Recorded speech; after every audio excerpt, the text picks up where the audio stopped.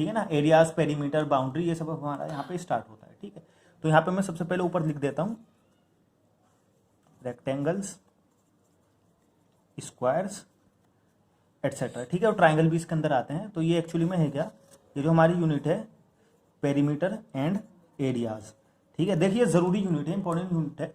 इसमें पता है क्या होता है, ये 10th क्लास तक के बच्चों को आती नहीं यूनिट। तो देख सबसे पहले यहाँ पे मैं बताता हूँ स्क्वायर के बारे में।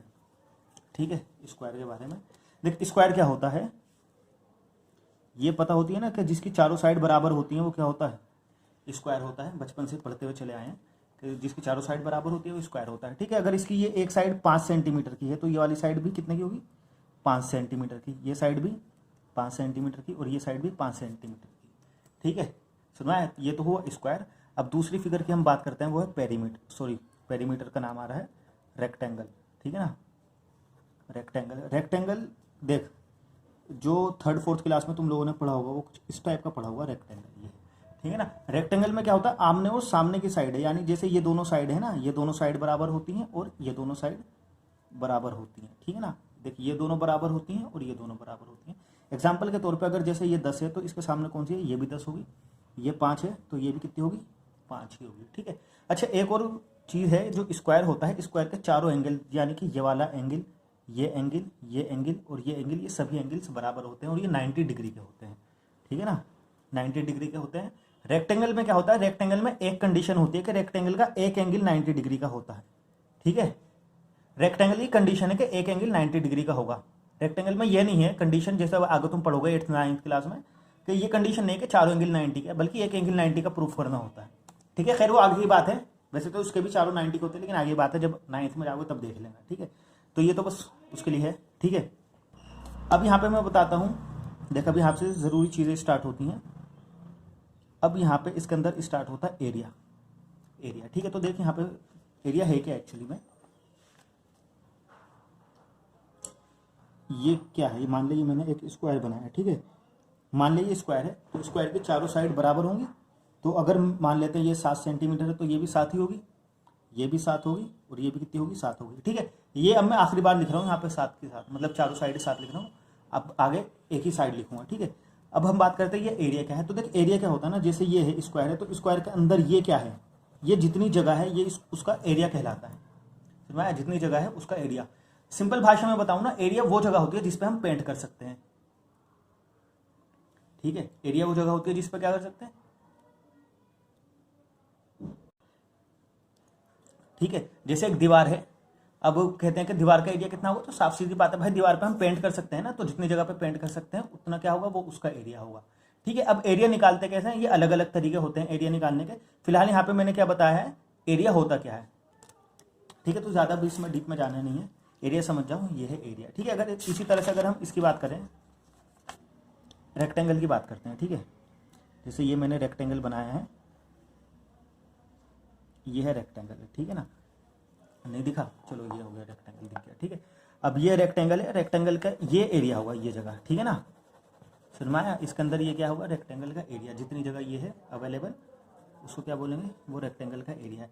देख जैसे ये नोटबुक है, ठीक है, तो नोटबुक का एरिया क्या होगा, ये जितना एरिया ये दिख रहा है इसका है ना, ये नोटबुक का एरिया होगा।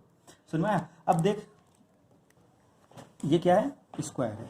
ठीक है, स्क्वायर बना रहा हूँ, एक स्क्वायर है, स्क्वायर की सभी साइड बराबर होती हैं। ठीक है, तो देखिए जो स्क्वायर की जो एक साइड होती है ना, एक साइड, इसको बोलते हैं साइड, SIDE साइड। ठीक है, तो स्क्वायर की जो ये साइड होती है ना, इसको बोलते हैं साइड। ठीक है, इसको बोलते हैं साइड। ठीक है, अब देख जैसे ये रेक्टेंगल है,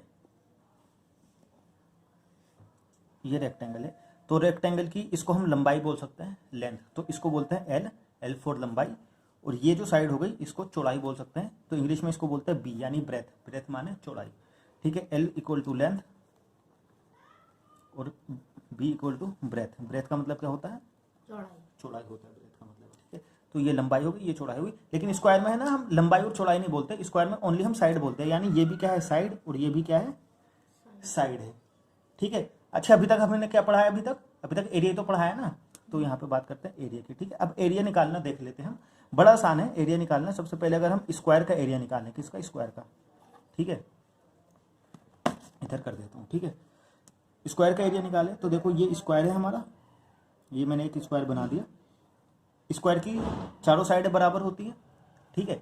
अब एक बात बता, अगर मान ले स्क्वायर की ये साइड कितनी है 10 सेंटीमीटर, ये कितनी है 10 सेंटीमीटर है, तो ये वाली साइड कितनी होगी 10 होगी, ये भी 10 सेंटीमीटर ही होगी और ये वाली भी कितनी होगी 10 सेंटीमीटर, चारों साइड 10 सेंटीमीटर की होंगी और चारों एंगल कितने के होंगे 90 डिग्री के स्क्वायर के, ठीक है। अब बात करते हैं हम क्या निकालना है, इसका एरिया निकालना है ना। तो स्क्वायर का एरिया निकालने के लिए, एरिया बहुत सिंपल होता है स्क्वायर का निकालना, स्क्वायर का एरिया निकालने के लिए उसी की साइड को मल्टीप्लाई कर दो उसी की साइड से, यानी साइड को साइड से मल्टीप्लाई कर दो, खत्म कहानी। समझ में आया?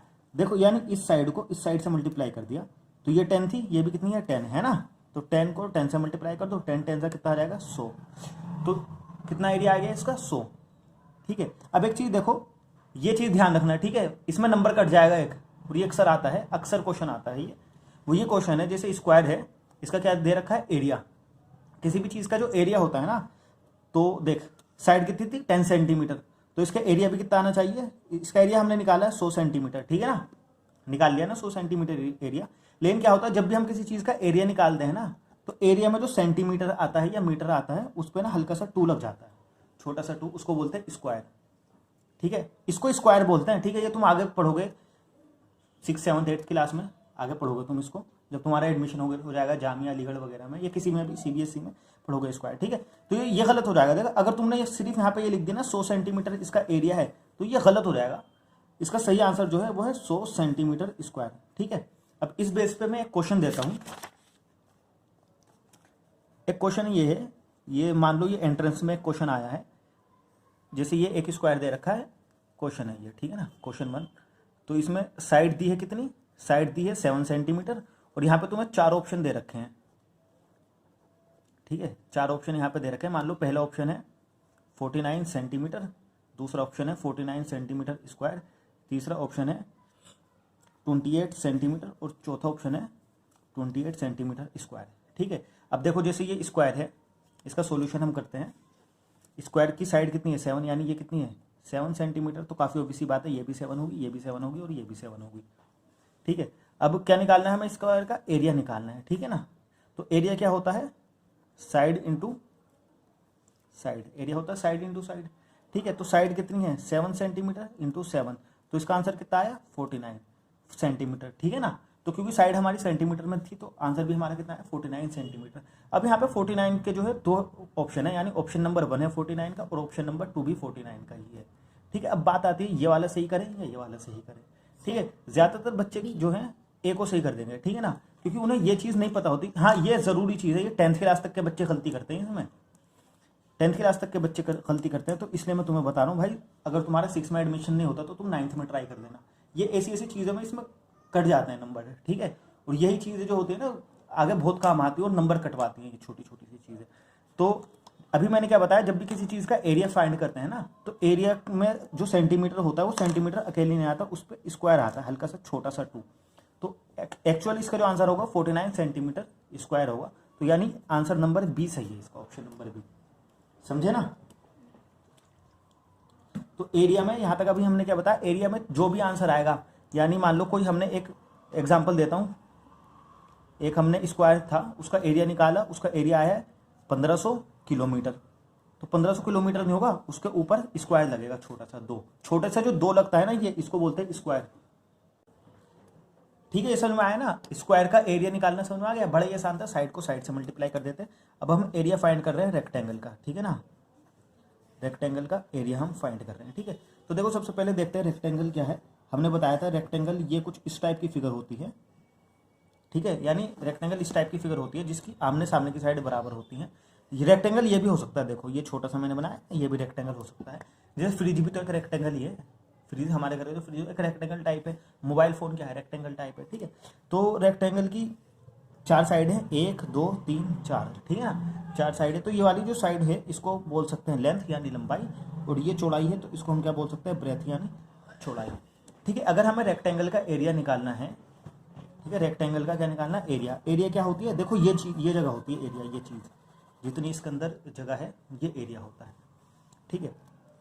तो रेक्टेंगल का अगर एरिया निकालना है तो उसके लिए हम क्या करेंगे, इन दोनों साइड को मल्टीप्लाई कर देंगे, सिंपल, खत्म कहानी। यानी ये जो दोनों आमने सामने की साइड नहीं, देखो ये जो दोनों अलग अलग साइड है ना, ये इन दोनों साइड को मल्टीप्लाई कर देंगे। रेक्टेंगल का एरिया निकालना है तो हमें दो अलग अलग साइड को मल्टीप्लाई करना पड़ेगा उसकी, ठीक है। बहुत आसान है यार। देखो अब हमें क्या निकालना है, इसका एरिया। तो एरिया का सिंपल फॉर्मूला है L into B, length into breadth. तो तुम किसी भी दो अलग अलग साइड को मल्टीप्लाई करोगे ना तो L इंटू बी ही आएगा। देखो जैसे मान लो इस साइड को तुमने इससे मल्टीप्लाई कर दिया तो ये क्या है, ये लेंथ है और ये ब्रेथ है, बात वही है, ठीक है। तो बस ये समझ लो एरिया का फॉर्मूला क्या हुआ रेक्टेंगल का, लेंथ इंटू ब्रेथ। जैसे एक एग्जाम्पल देता हूँ, मान लो यही रेक्टेंगल है, इसकी लेंथ है 15 सेंटीमीटर और इसकी ब्रेथ कितनी है, इसकी ब्रेथ है मान लो अपने हिसाब से मान लो 10 सेंटीमीटर है। तो इसका एरिया फाइंड करना है तो एरिया के लिए क्या बनेगा, दोनों साइड को मल्टीप्लाई करना पड़ेगा, है ना, लेंथ इंटू ब्रेथ। तो लेंथ कितनी है इसकी 15 सेंटीमीटर, सॉरी 15, और ब्रेथ कितनी है यहाँ पे 10। तो 15 इंटू 10 कितना हुआ आंसर 150। तो ये क्या आ गया इसका एरिया 150 सेंटीमीटर, ठीक है। अब देखो यहाँ पे एक गलती है, ठीक है, यहाँ पे अभी भी एक गलती है। एक गलती क्या है, ठीक है। तो यहाँ पे अभी भी एक गलती है, वो गलती क्या है, देखो गलती ये है कि अभी हमने इसका क्या निकाला है एरिया। एरिया का आंसर क्या है 150 सेंटीमीटर। तो अभी मैंने क्या बताया था एरिया में, हाँ, तो सेंटीमीटर हो या मीटर में जिसमें भी एरिया आया होगा उसके ऊपर छोटा सा हम 2 लगाएंगे, ठीक है, यानी वो स्क्वायर कहलाता है। तो इसका एरिया है 150 सेंटीमीटर स्क्वायर, ठीक है। यहाँ पे एक नोट वाली बात मैं ये भी बता देता हूँ, नोट, ठीक है। अगर कहीं कोई यूनिट नहीं दे रखी होगी, जैसे मान लो सेंटीमीटर नहीं दे रखा या मीटर नहीं दे रखा या किलोमीटर कुछ नहीं दे रखा होता, तो क्वेश्चन में ना आमतौर पर यूनिट लिखा होगा खाली, UNIT यूनिट, ठीक है, UNIT यूनिट। तो अगर इसका एरिया निकालोगे तो इसका एरिया आएगा यूं, तुम यू लिखना SQ यानी स्क्वायर यूनिट, ठीक है। यहीं पे बता देता हूँ, छोटा सा क्वेश्चन है। इसमें बोला कि एक स्क्वायर है, इसकी साइड है 3 यूनिट, कितनी यूनिट है 3 यूनिट इसकी साइड है। तो इसका एरिया फाइंड करो। तो इसका एरिया क्या हुआ, देखो स्क्वायर के लिए क्या करेंगे, साइड को साइड से मल्टीप्लाई कर देंगे, यानी 3 इंटू 3 यानी 9। अब देखो सेंटीमीटर नहीं लगाना, इसमें मीटर नहीं लगाना, क्योंकि इसकी जो साइड दे रखी है ना, साइड सेंटीमीटर में दी है ना मीटर में दी है, साइड किस में दी है यूनिट, ये लिखा है, ठीक है। ये एंट्रेंस में अक्सर आ जाता है ये क्वेश्चन ऐसे, ठीक है। साइड की यूनिट दे रखी है ना इसमें, तो इसका जो एरिया होगा वो 9 स्क्वायर SQ स्क्वायर यूनिट। देखो SQ का मतलब होता है स्क्वायर, ठीक है। अब यहाँ पे मैं तुम्हें एक चीज बताता हूँ, यहाँ पे ना तुम कंफ्यूज मत हो ना इस वाले स्क्वायर से, ये जो फिगर का स्क्वायर है इससे, और एक ये जो स्क्वायर है छोटा सा जो 2 ऊपर लगता है ये, ठीक है ना, ये दोनों ही स्क्वायर हैं। ये भी स्क्वायर है और ये भी स्क्वायर है, छोटा सा जो 2 लगता है, लेकिन ये दोनों अलग अलग है, ठीक है ना। तो इसका भी नाम स्क्वायर ही होगा और इसका भी नाम स्क्वायर ही होगा, ठीक है, समझे।